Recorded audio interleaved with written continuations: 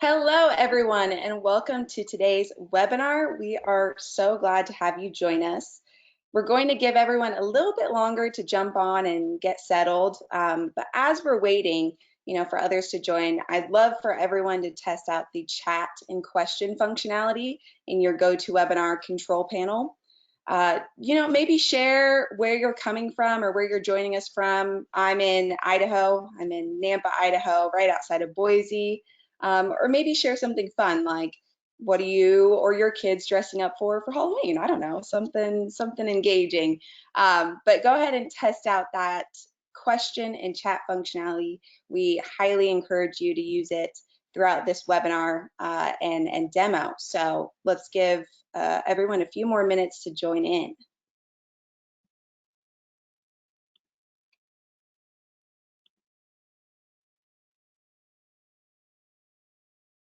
See, we have some members from Orlando, Tennessee, Boston. Great. We got some folks from Boston getting all this weather right now. Right, we're getting a nor'easter of rain up here in the Northeast. I'm in New Hampshire, so. Yeah. Well, Seattle's probably right there with you. Look at that, Seattle, awesome. Great. If you just joined today's webinar, welcome. Again, we are so glad to have you join us. Again, just highly encourage you to test out that chat and question functionality in your GoToWebinar control panel. We highly encourage questions throughout this demonstration, so go ahead and test that out. Houston, Texas, go Astros, okay. Awesome. Great. Well, we're about 2 minutes after the top of the hour, so I say we get started. But before we fully jump in, a few housekeeping items. This demonstration will be recorded today, and we will send it out after the live event, so keep an eye out for that. With that, though, we highly encourage you to share this recording with your colleagues or coworkers or other individuals that you think might find some value in it.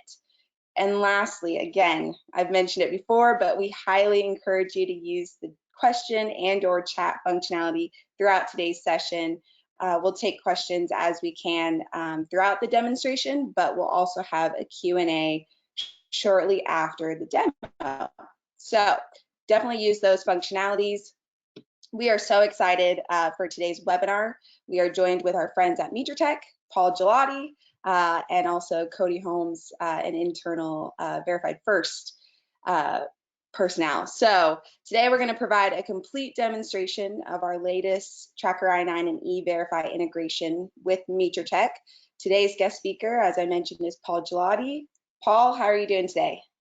I'm doing good. It's a pleasure to meet everybody, and I can't tell you how excited I am with the partnership that we're creating here between MeeTech and Verify First, and looking forward to jumping into the I was going to say the webinar, but we're calling it a demonar, so the demonar.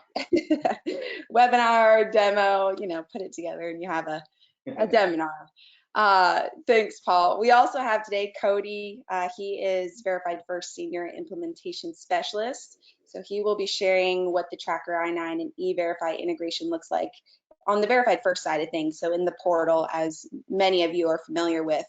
Cody, how are you doing today? I am doing great. Thank you for asking, and I'm looking forward to showing everybody how this works. Awesome. Well, I say we go ahead and get started. So Paul, before we have Cody jump into this demo, why don't you just share a little bit more about yourself and MeeTech? Yeah, that's perfect. I appreciate that, Liv. So a lot of you probably aren't too familiar with the MeeTech name. MeeTech is an organization that historically has focused in the enterprise legal management space, global risk and compliance. And now, as of recently in mid-2020, we now have begun our forte into human resources compliance, as we're calling it. That consists of a handful of products, specifically the Tracker I9 tool, which is what we're here to talk about today. That's where I actually came from. I was the vice president of sales at Tracker prior to the acquisition.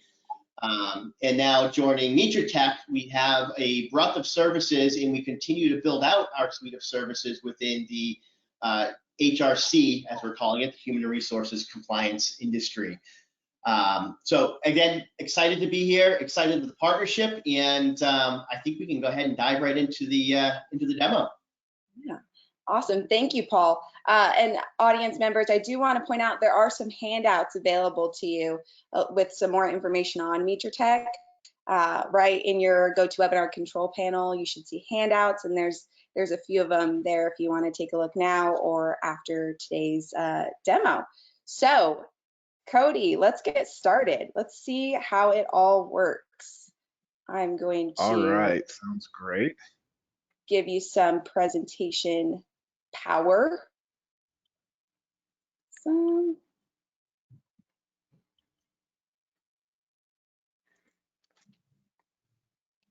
All right, Great. can everybody see my screen okay? Yes, Cody, we can see the Verified First portal.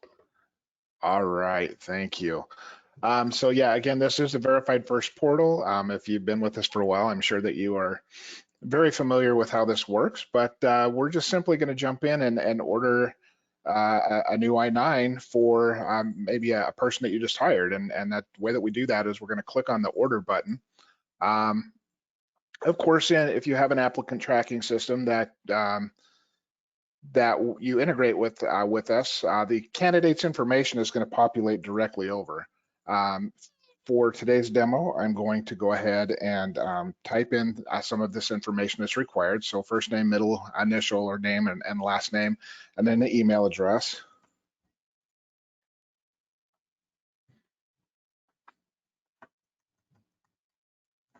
And then of course we need the state where that employment is located.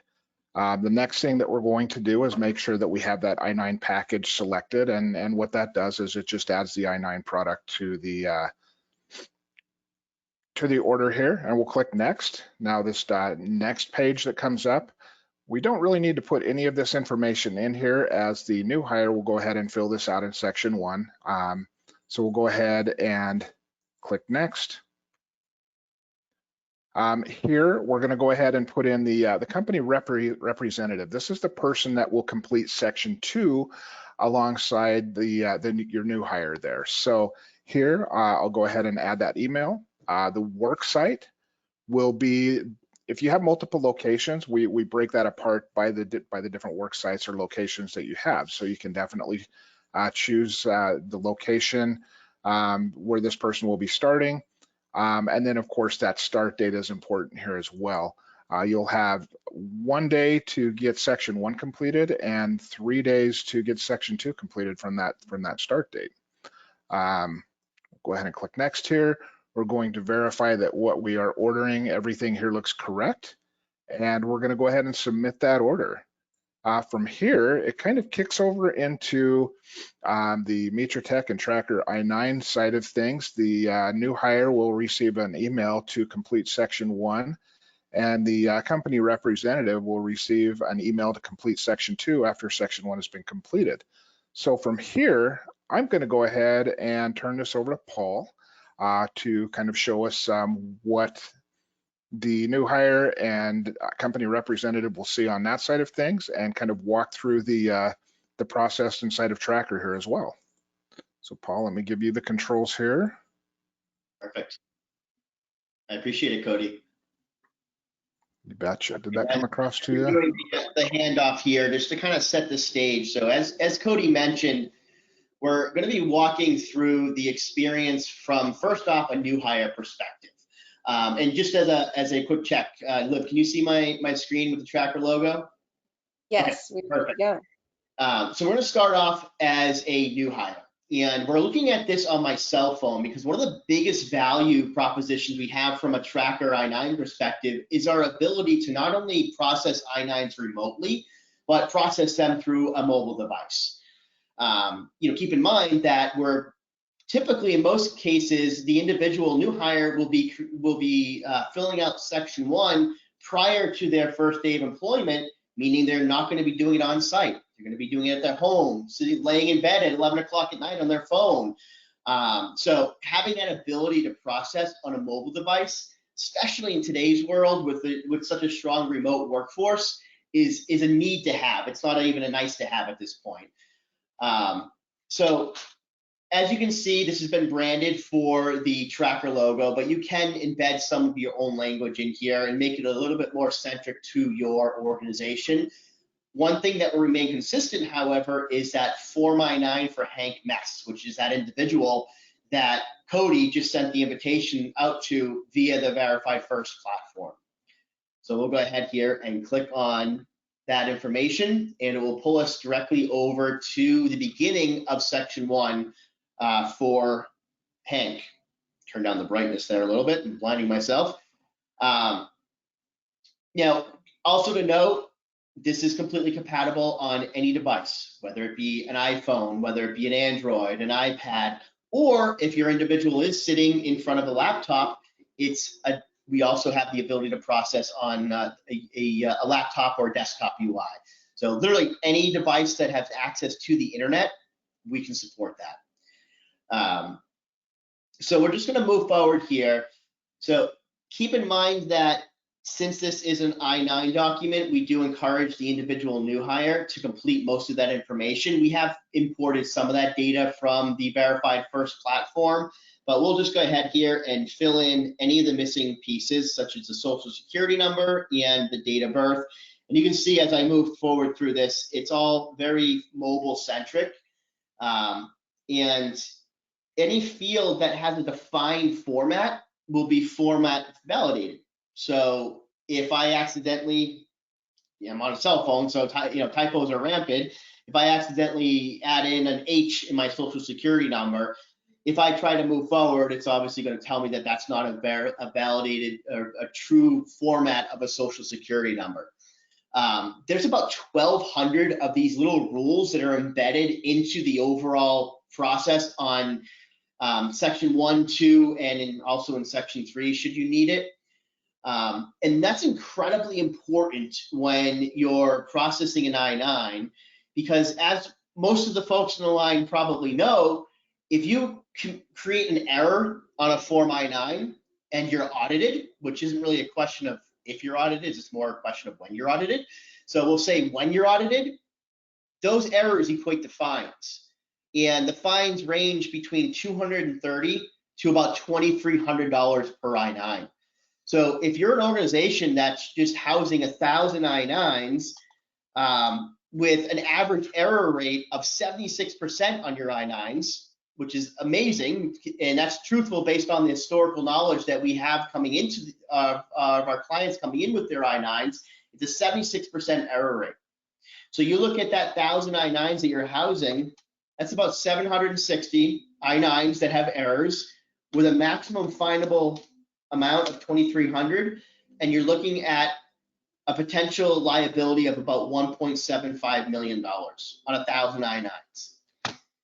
That being said, Tracker's been in the electronic I-9 business for almost 20 years now. We've produced hundreds of millions of I-9s in our platform. We've been through thousands of ICE audits. And within that 2 decades, we've never had a fine levied against any I-9 that was produced in our platform. That's the backbone of why Verified First chose to create a partnership with MeetRetech and with the Tracker I-9 tool, the core of it being the I-9 compliance. And it all goes down to little things like the social security being filled out correctly. Like when I go to move forward, it's going to alert me that I have to have NAs filled in all my sections that are blank. Little things like that. Again, those 1,200 rules are all embedded in guardrails within the platform. So it essentially is requiring and forcing your individual into compliance. And it's done, as you can see, in a very easy to use and easy to read manner. The I-9 form is obviously a monstrously cumbersome form from a visual perspective. And if you're completing it on a piece of paper or on a fillable PDF, you're seeing everything that you don't need to see. So if you're, let's say you identify that you're a US citizen, you shouldn't be seeing all the different data points that are required if you're a foreign national or an alien authorized to work. It just becomes incredibly cumbersome and you will make mistakes. And as I mentioned, 76% of us will make mistakes. So again, just filling out now this step here, the relevant information, just the address info here. And again, all this data is field validated to ensure that it is an appropriate format. And as we continue, the employee's email is obviously already embedded there. We sent the invitation out to them. And this is where the platform at this point now begins to act somewhat dynamically, where again, if I mention I'm a US citizen, no other data points are needed from a Section 1 perspective. But if I say I'm an alien authorized to work, well, that creates a whole subset of data points that are needed. But we eliminate that from the view of somebody that doesn't need to see it. We keep it as clean and easy to use as possible. So I'm going to choose the easy path here and just say that I am a US citizen, and that will allow me to move forward. Now, in this case, the last step in the Section 1 process is just to have the individual attest that they recognize they're signing a government document, and they apparently, if you see here, they can be imprisoned if they lie on it. But they will say they agree to all the information being factual. I'll say I did not use a preparer or a translator.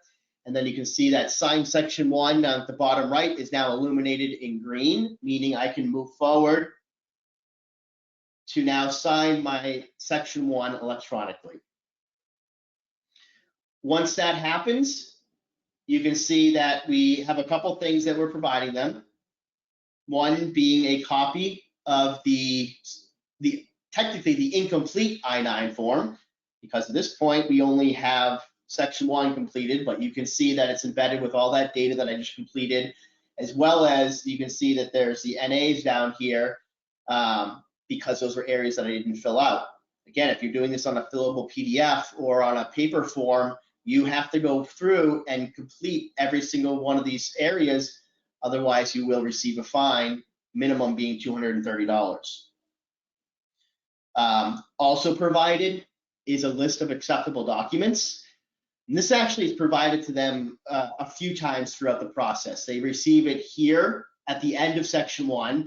They received it back on that email invitation that we looked at when we first kicked off the process as an attachment.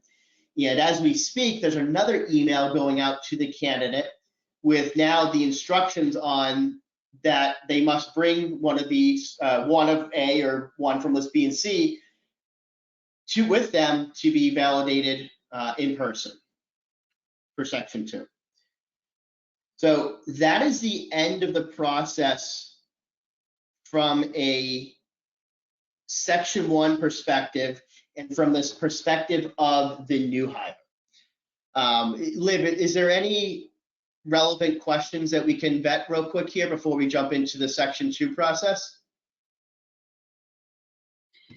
Yeah, no questions currently. I see a question from Chris regarding it back in the portal. So we'll go back and definitely address your question, Chris. But again, attendees, highly encourage you guys to either submit your question via the Q&A function or simply put it in the chat, and we'll make sure Paul addresses it as he continues to demo. Perfect, thank you. I apologize for the noise. If you hear that, there's some work being done here on my street. It's the fun part of working from home. So moving forward here, now keep in mind, during the workflow that we've built out through the integration with Verify First, you would identify who that individual is that is completing Section 2. It can be someone internal at your organization, or it can be someone external. The USCIS regulations, as far as who can actually validate and complete Section 2, are really gray. Our guidance is it should be someone over 18. They should be able to read English since our platform is in English. They should have access to the internet since it's an internet-based, web-based platform. And they should be someone outside your house. That's been a little bit created gray area as well with COVID. So, you know, people were very sensitive with who they were exposing themselves to. So we saw a big uptick in individuals using spouses or other folks that are over 18 that live with them. and it was acceptable. So again, we give guidance, but that's just our guidance. You want to seek your own guidance there.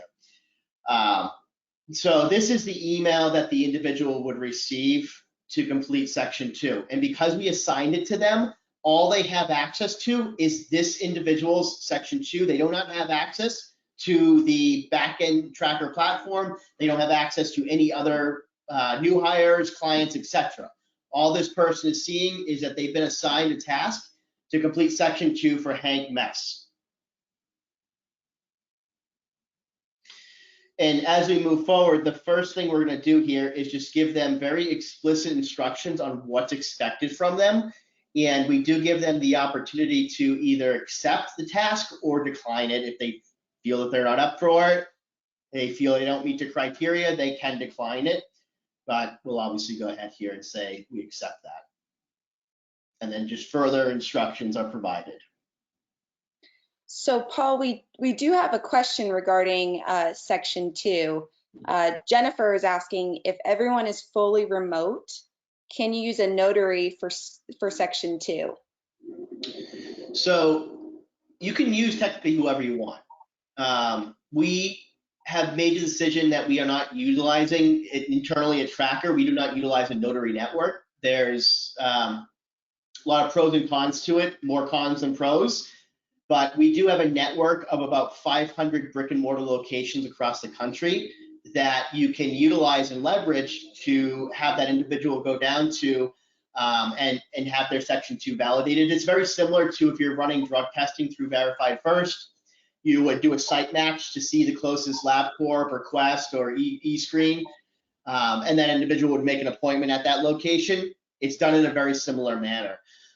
But again, there's a lot of cons to using a notary network that really decreases the candidate experience and makes it much less modernized using those folks. So that, and feel free, we can obviously take that question offline, but we choose to use that physical brick and mortar locations. Other option is, again, to assign it to anyone you feel is appropriate. So hopefully that answers the question a little bit, and we can certainly dig a bit deeper there offline if you'd like. Awesome. Thank you, Paul. Yep. So I'm going to move forward here. Obviously, as we know, for section 2, really all you're doing is validating the appropriate documents. So there we go. I wanted to bring it back to that screen there. You'll notice that I said I was a U.S. Citizen. So we don't allow the clients to choose an ID method that is not relevant to the citizenship status or the employment status of their new hire. Legally, we still have to give it as an option, but if you try to choose it, it won't let you, as you see here. I'm trying to click on that, it doesn't let me. It's grayed out. So we will only show you what's relevant. If I said I was a foreign national or an alien authorized to work, then it would gray out US passport and allow me other options. But the other cool thing here is, let's say I'm not familiar with what a Canadian driver's license looks like, which surprisingly is acceptable for US citizens as an ID method. You can actually click on that and it will show you a sample of what a Canadian driver's license looks like. So it's very useful if you're trying to process and using a lesser used ID method. You know, we all know what a US passport looks like, but as you get to the more, we'll call them exotic IDs, having that image and snapshot of what a sample looks like can be very useful in just ensuring that you are collecting the appropriate document. But again, I'm going to take the easy path here and just say, let's use a US passport. Now, in a production account, this issue authority, keep in mind I'm in a sandbox environment, so there are some limitations. In a production account, the issue authority would be pre-populated. The issuing authority for a passport is actually the US Department of State. If you ask the average person off the street who issues a US passport, they would probably tell you the US government or the federal government. And that would be incorrect, and you would be fined on that. So it actually is the US Department of State, and that is something, again, that is going to be pre-populated in here so that you wouldn't have to do that. It would actually be hard coded, so you couldn't even change it. If they're providing, let's say, a driver's license or something that's state specific, you'll choose from a drop down of what state it's being driven from. And again, using that field validation concept of the format being validated, every state has different formats, so we'll ensure that when you're keying that information in, it's done in an accurate manner from a format perspective.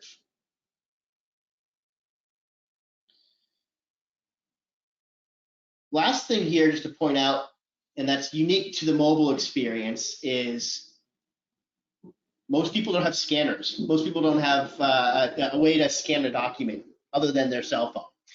So if you are processing this similar to the way I am on my mobile device in a remote fashion, you can use the camera on your cell phone. We'll take a quick snapshot of my my notepad, and you upload that photo to the tracker platform. Important thing here to note is no residual image of that picture you just took is left on your cell phone or on the mobile device. So if I went to my camera roll right now, that snapshot I just took of my notepad, it wouldn't be there. Okay, so we'll say we'll use that photo, and now that image is tied to this I-9 and stored in the Tracker I-9 platform. Any questions, Liv, that you see coming through right now? Yeah, we actually do have a question from Jessica. I think it's kind of more, you know, a situation. So a candidate enters a name in section 1, but when they show their social security card on their first day, their social security card has a different name. How do they update this, you know, through this solution? Yeah. So you would actually log into the Tracker platform itself, and you would do a section 1 amendment. So keep in mind, only the new hire is allowed to make any changes to section 1. So you would just process that through a section 1 amendment.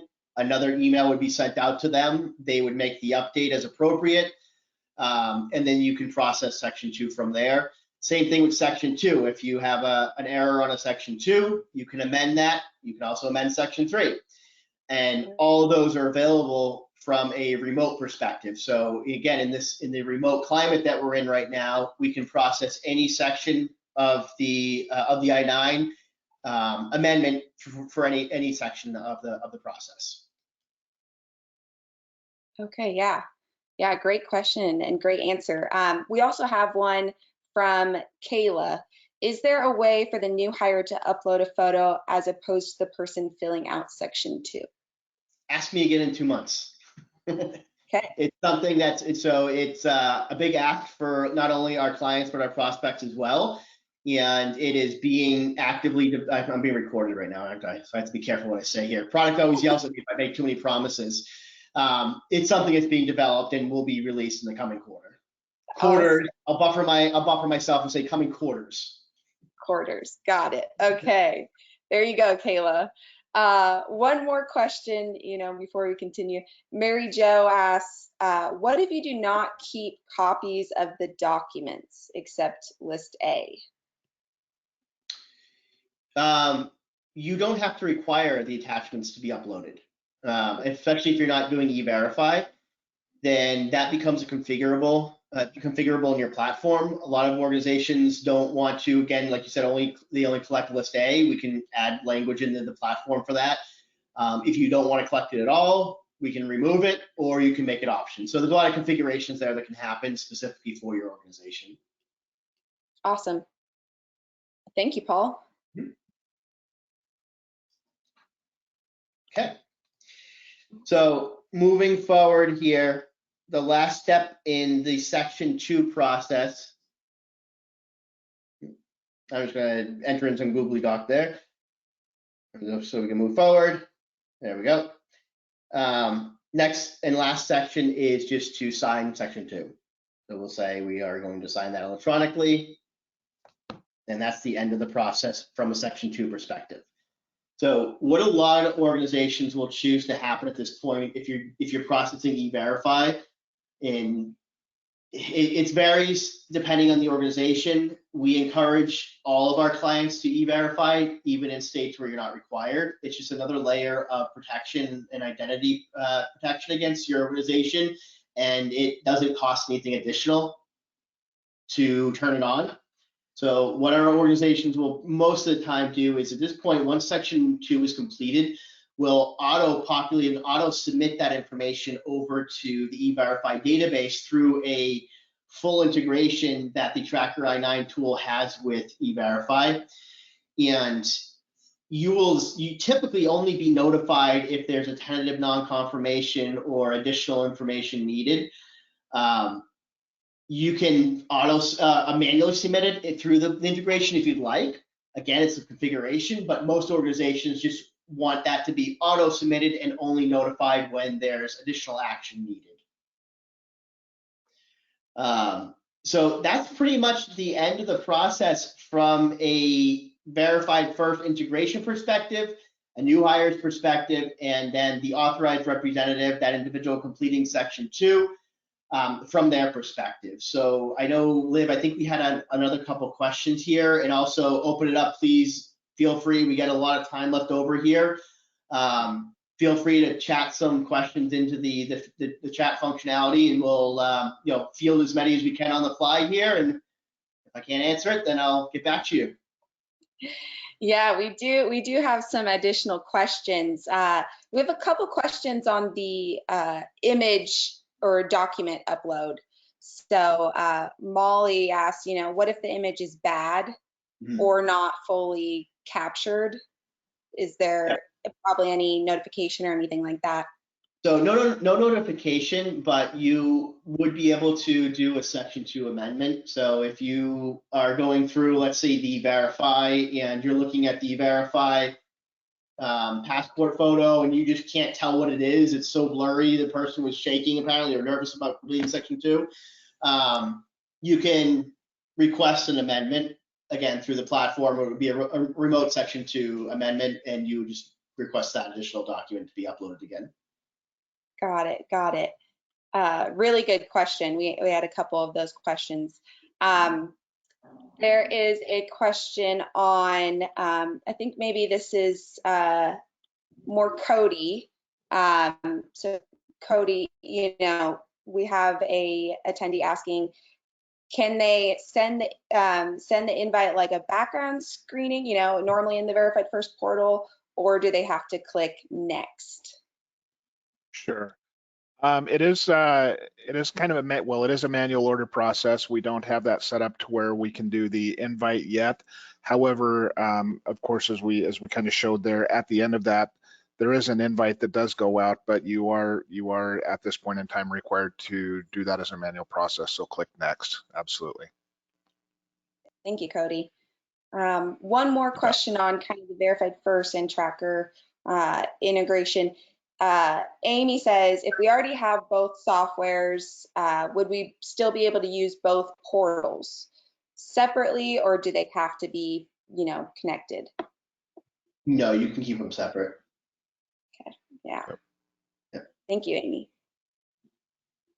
Stuart says, how do you handle a situation where you have a staff member that isn't capable of using this technology, perhaps? So it depends on the scenario. If it's somebody that needs a translator, they're able to embed in the system that they did use a translator. We do have the ability, while it's not encouraged, we do have the ability to accept a paper document and just upload it electronically into the platform. So you can store that information and digitize it in the platform. But I think that question, we'd have to really identify what exactly the scenario is, and if it's a one-off, if it's a standard. But we do have some other ways of importing that information into the platform that we can look towards. Yeah. Thank you, Paul. We have a question from Mary Jo. Are you able to download the completed I-9 with the e-verify confirmation attached? Yes, but it's not encouraged. every company has their own process and their own way of doing things, but it's encouraged that you continue to allow MeetYourTech or the Tracker I9 tool to be maintained as your system of record. From an audit perspective, it's a lot more simple to extract the information that the auditors are looking for. We actually assist in that process. Once you export it, we can't help you with an audit. It's also discouraged because you could have an I-9 that needs maintenance, meaning needs to be amended, or there could be a Section 2 re-verification coming up. And once you export that information, you have to make sure that wherever you're importing it to is maintained as the most accurate and up-to-date I-9. So I-9s aren't always a one and done. Some of them do need to be maintained. So it is discouraged that you export the information.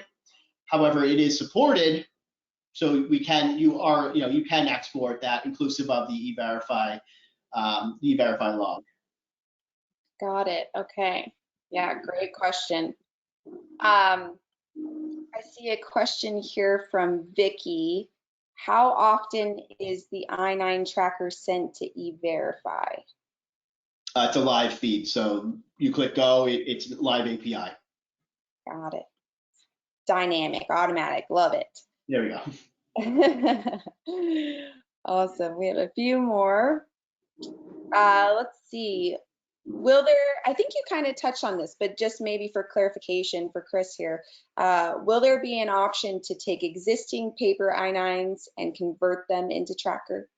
Yeah, good question. So easy answer is yes. The long answer is we have a service where we will take your paper forms or your historic forms, and if they need to be digitized, we will digitize them and make them consumable by the Tracker I9 platform. The additional step there that we encourage organizations to take is to remediate those forms for potential errors. So like I talked about before, I spoke about historically, if you're coming from paper forms or fillable PDF, you have on average a 76% error rate. We have a remediation engine that once that information is digitized, because we actually import it completely with errors, exactly how it is today. But once that happens, then our engine will be able to look and identify potential errors. So there's three outcomes of those errors. The first one is we can auto-correct it. Second one is you as an employer can correct it. And the third one is the employee must correct it. It's all done electronically through the platform. What I mentioned, we've had 0 fines historically. That includes records that we've remediated as well. Not just records that have been created, but also records that were remediated by the Tracker I9 platform. So a lot of powerful technology behind the scenes that happens. Again, I told you this is going to be the long-winded answers here. So, and again, the short answer is yes, absolutely. We can support you in importing that historical data. It's also crucial, again, to go back to my statement before of having that one system of record. You want to have everything consolidated to one location. Yeah. No, I think that was a great answer. And again, we'll have contact information if you guys need. Our attendees here have additional questions, even after some answers. Travis has a question, great question here. Can some of the configurations be customized by location? So for example, can a site in Oregon require Section 2 document retention, but an Ohio location not require that? I believe so. That is a question I'll get back to whoever that is, if we can make a note of it. I believe we can get it granular and configure on a per site basis, but let me double check to make sure that that is the case. Yeah, Travis, I have your question marked. We'll definitely explore that a little bit more. Cody, I think this is maybe a question more for you.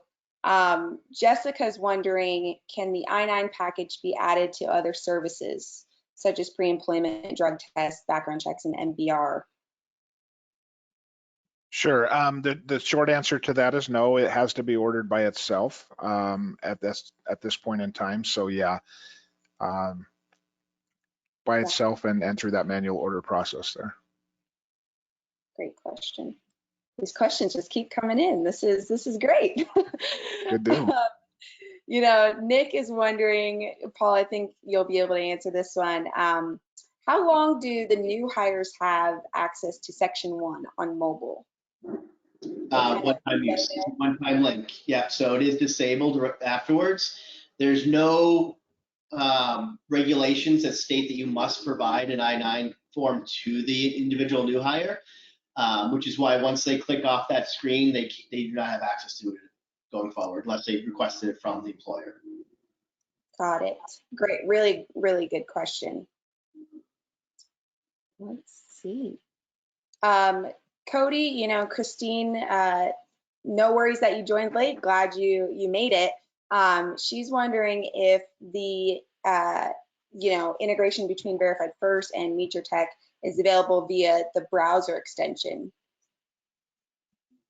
Absolutely. You can use the integration with your browser extension and order your I-9s right that way as well. Really good question. That extension comes in handy for sure. And then Paul, you know, Molly's wondering, she kind of asked a question on reporting. Not sure if we have anything available to discuss or show just briefly about that, but she's assuming that there's reporting, and I believe there is. Yeah, so in the tracker platform, which you would have access to, we have a pretty robust reporting engine that I can jump over to real quick here. Give me 1 second. So one of the most heavily used reports is our purge report. And it's something that is, I'm trying to walk and talk here at the same time, bear with me. It's heavily used and is extremely valuable because purging is one of the most difficult things to maintain, because as we all know, you can purge inactive reports. Can you pass the controls back over to me? I'll share my screen real quick here. You can remove any inactive employee after a certain point. It's 1 year after their start date, or 3 years, 3 years after their 1 year after their termination date, 3 years after their start date, I believe it is. Don't quote me on that, even though we're recorded here. So what most clients will do is import either on a monthly or a quarterly basis. Just through a data feed, they'll import their termination dates. We'll track that for you, and we'll show you here in a list, and there would theoretically be a whole bunch of people here of individuals that are eligible to be purged. So all you have to do is select all button and click the purge button, and then we digitally destroy those records. Keep in mind, even if they're eligible to be purged, if you are currently housing them, you can be audited on them. So it's really a best practice to remove and get rid of any I-9s that you can, so that when you are audited, it's a much smaller audit potentially. The other really strong report here is our custom reporting. So we literally can report on any data field within the I-9 or E-Verify. And it's just a simple drag and drop where you take the pieces that are important for you, whatever your report you're building out. Then you would run the report, and you can save it in here. You can share it, etc. All the way down. And you can create that hierarchical structure like Cody was discussing based on the site locations. You can report on the sites, etc. So the reporting engine is extremely strong, and we again can report literally on any data points that are within the I-9 process. Awesome. Thank you for explaining that and displaying it, Paul. Great question. I'm trying to pass it back to you, but you know what? I can just, yeah, maybe just have it from me. I'll just take it. Yeah. Oh, maybe I can't. There we go. Awesome. We have just a few more questions. Nick is asking Cody, on the Verified First side, would the employer representative also have access to the background checks, or is there a specific admin that is just for I-9 and tracker, the I-9 tracker connection? Sure. We can get pretty granular with your security settings.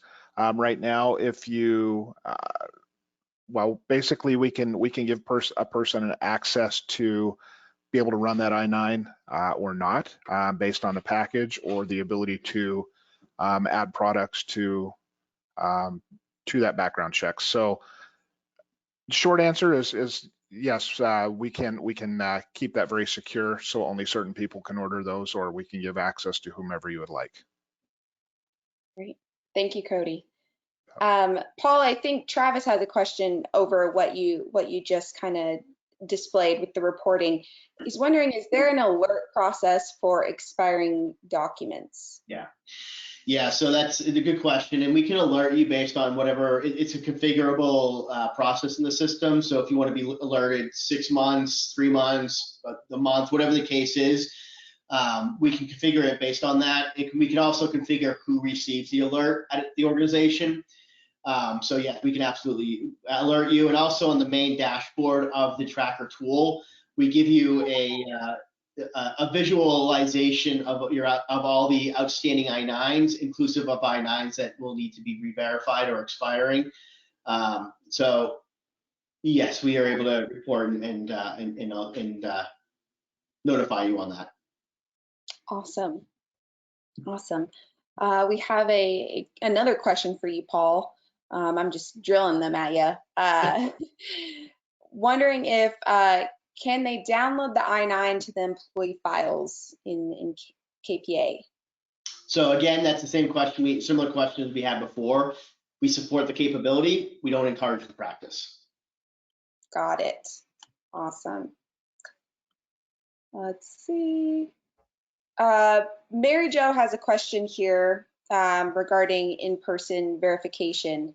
So she shared, what happens with like the current situation with COVID, where USCIS is not requiring the in-person verification?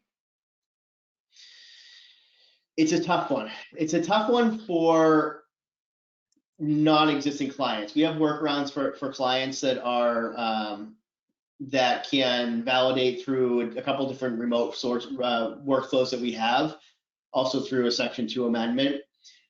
It's a tricky situation if you're housing, let's say, 500 I-9s that need to go back and validate. And we take it really on a case-by-case basis of whether we import it and do an amendment, whether we just do it a whole new I-9. There's a lot of different factors that are going to go into it that are really on an individualized basis, and we really don't have an easy solution to it. So it is something that we'll work with you to figure out what the easiest way and to try to process those Section 2s. Yeah. Great question. It is. We have another Molly wondering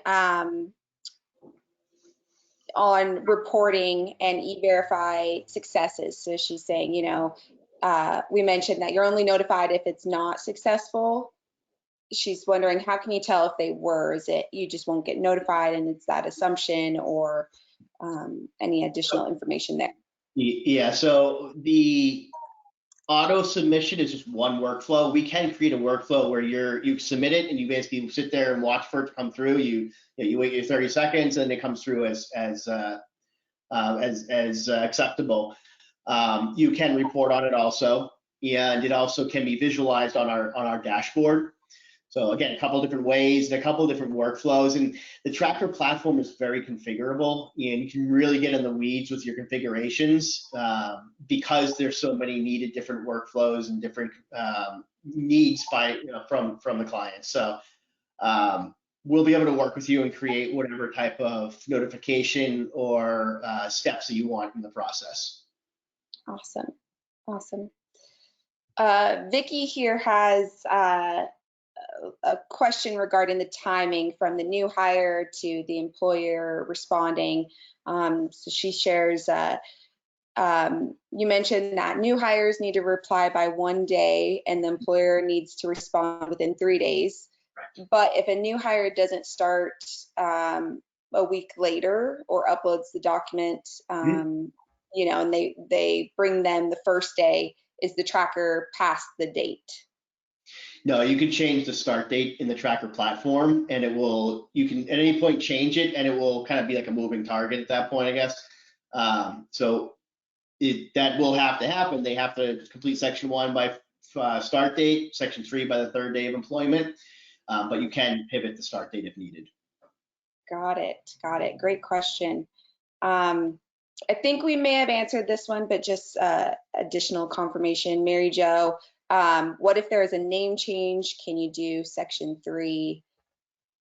Yep. We can do section 3 remotely, and we can do it mobilely. Got it. Awesome. Great question, Mary Jo. If you're physically on site, we can obviously process that as well. Perfect. Awesome. Let's see. And then I think just one more question. If ever audited, do they have, this from Julie, do they have access to retrieve a copy?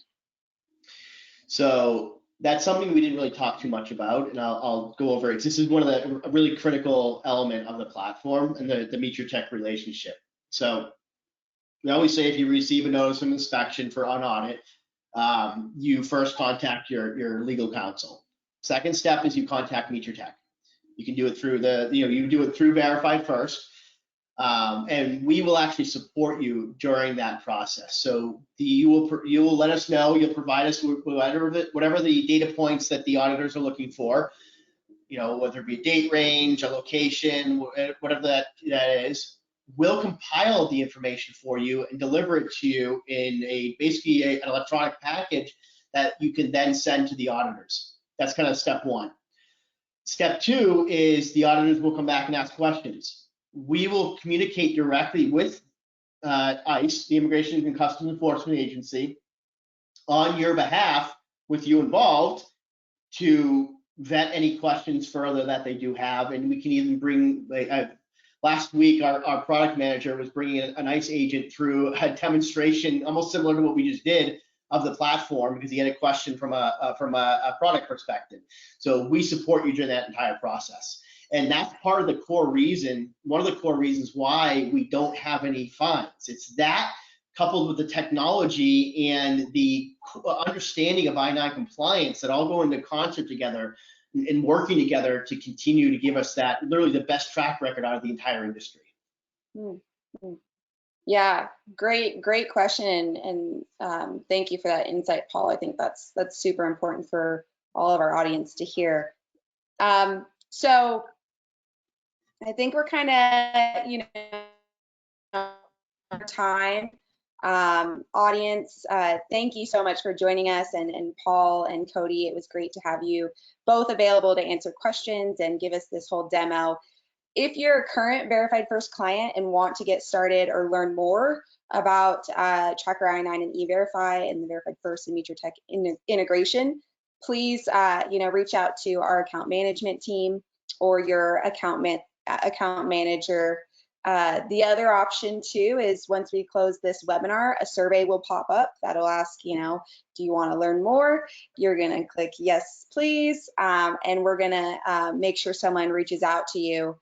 Whether that's about pricing or about the integration itself or more information on Meet Your Tech, we are happy to support you. There are some other questions I see in the chat functionality. We will pull those together as well and do our best to answer those outside of this live event.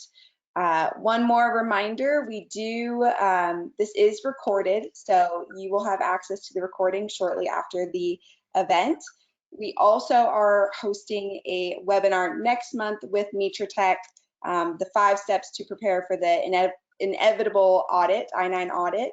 I just chatted the registration link for that if you are interested in getting started and joining us for that November event. Thank you all for joining again. Paul, Cody, thanks once more, and I hope everyone has a great rest of their Tuesday. Take care, everyone. Thank you. Thank you, everybody.